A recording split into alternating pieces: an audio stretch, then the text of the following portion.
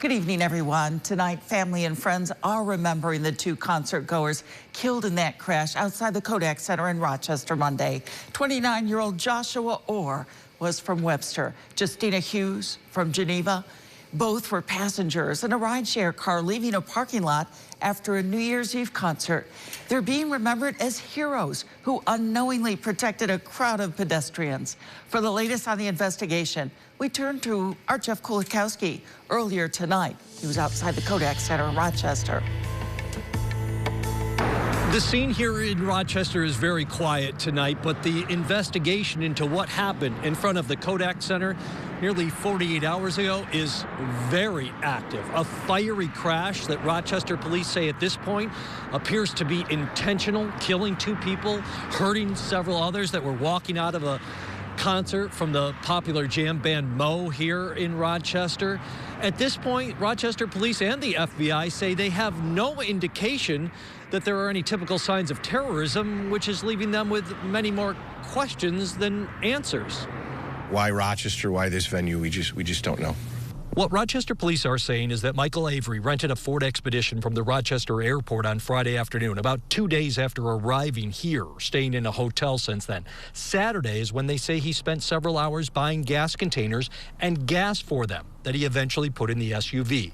And then, just before 1 a.m., New Year's Day, Monday morning, the chief says he crossed over into the other lane in front of the Kodak Center on West Ridge Road, hitting pedestrians leaving a concert and a ride-sharing car with two people in the back seat.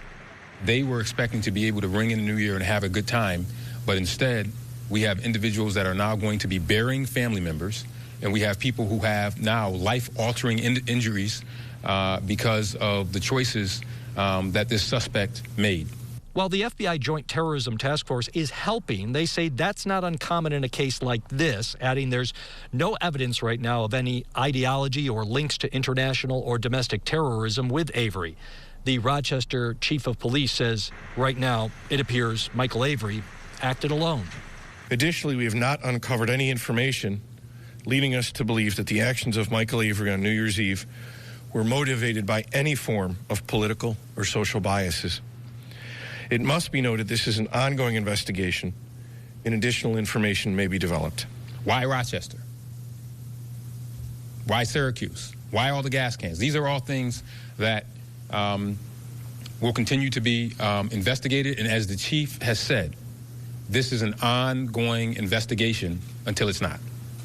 The chief says based on conversations his detectives have had with Michael Avery's family, they believe at this point that he may have suffered from some possible undiagnosed mental health issues. In Rochester, Jeff Kulikowski, News Channel 9.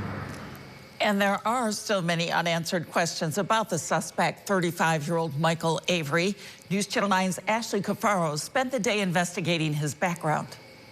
Christy, what we do know is Michael Avery is from the Syracuse area and may have been living in North Syracuse and before that in Warners.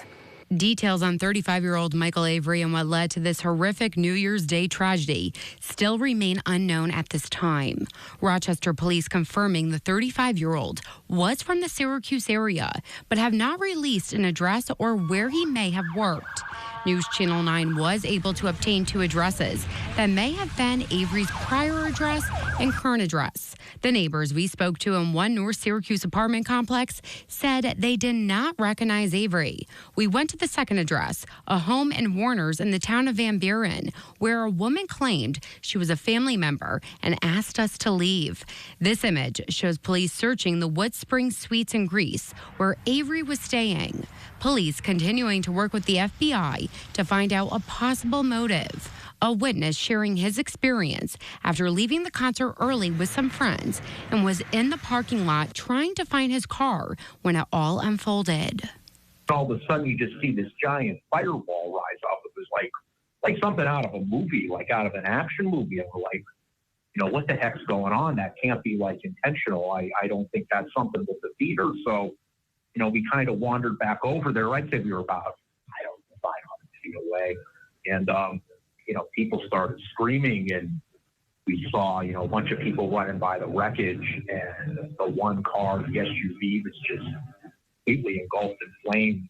Now, Rochester police are asking anyone with additional information regarding this horrific tragedy or motive to please contact the department's Major Crimes Unit at 585-428-7157 or email majorcrimes@cityofrochester.gov. Christy. Ashley, thank you. And we will continue to cover this story as we learn more. To watch the full news conference with Rochester Police, we have it posted on localsyr.com.